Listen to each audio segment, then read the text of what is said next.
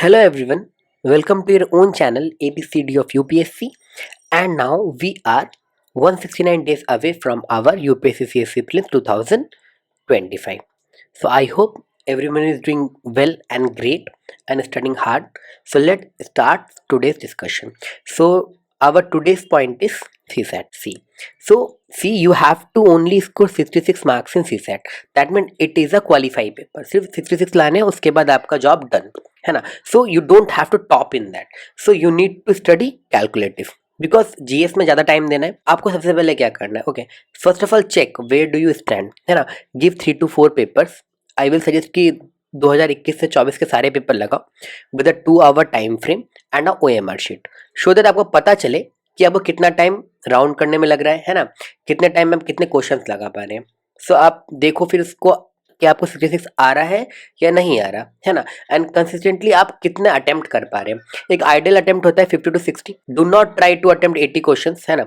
Ideal attempt है 50 to 60, ठीक है. Okay, now CSAT has 3 major things: reasoning, reading comprehension and aptitude. Okay, so generally every year 25 to 30 questions were asked in reasoning section, 30 to 40 in comprehension वाला section. aptitude में 10 से 25 very करता है. कभी कभी बहुत ज़्यादा क्वेश्चन आते हैं, कभी कभी बहुत इजी क्वेश्चन आते हैं और बहुत कम क्वेश्चन आते हैं, है ना.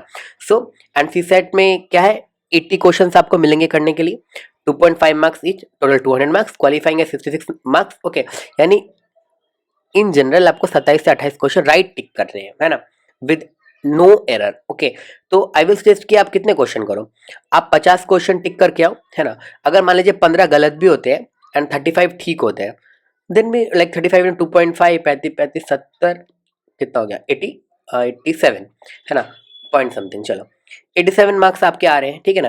एंड अगर 15 गलत भी होता है तो 15 यानी आपका 15 क्वेश्चन गलत, 0.833 नेगेटिव है. सो 13, ठीक है, 13 मार्क्स. तो इसको माइनस कर लो,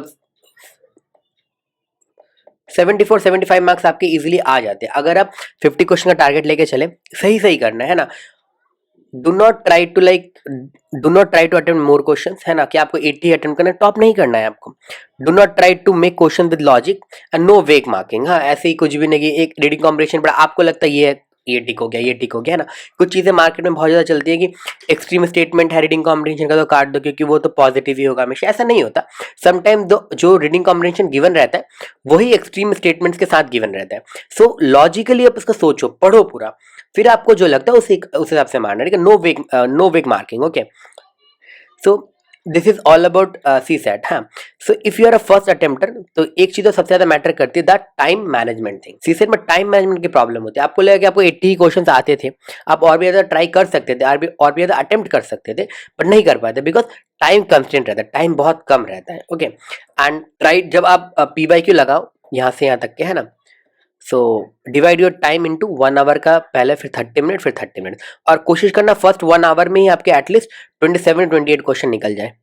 क्योंकि सीसैट में क्या है ना, जितने भी क्वेश्चन आप टिक करेंगे most of them are right ही होगा, क्योंकि आपको पता है इसलिए आप आंसर कर रहे हैं. इसलिए मैंने बताया कि नो वेक. तो इस हिसाब से करो, पहले 1 hour में ट्राई करो 27-28 क्वेश्चन को मारकर सेफ प्लेस में आने के लिए, फिर 30 मिनट में फिर ट्राई करो, फिर लास्ट के 30 मिनट में फिर से ट्राई करो. और सबसे पहले आप क्या कर सकते हो, देखो सबकी ये इसका ऑर्डर जो है ना 1 2 3 या 3 2 1 जो भी ऑर्डर हो, ये सबके ऊपर डिपेंड करता है. If you are very good in reasoning तो आप सबसे पहले रीजनिंग को ट्राई करो, देन रीडिंग कॉम्प्रिहेंशन. अगर आपकी इंग्लिश बहुत अच्छी है देन ट्राई एप्टीट्यूड. अगर आप एप्टीट्यूड में बहुत अच्छे हो, आपने कैट की कोचिंग ली है, एप्टीट्यूड पहले कर लो, फिर रीजनिंग कर लो, फिर रीडिंग कॉम्प्रिहेंशन कर लो. It's up to you. So I hope I have conveyed my message. Thank you for listening.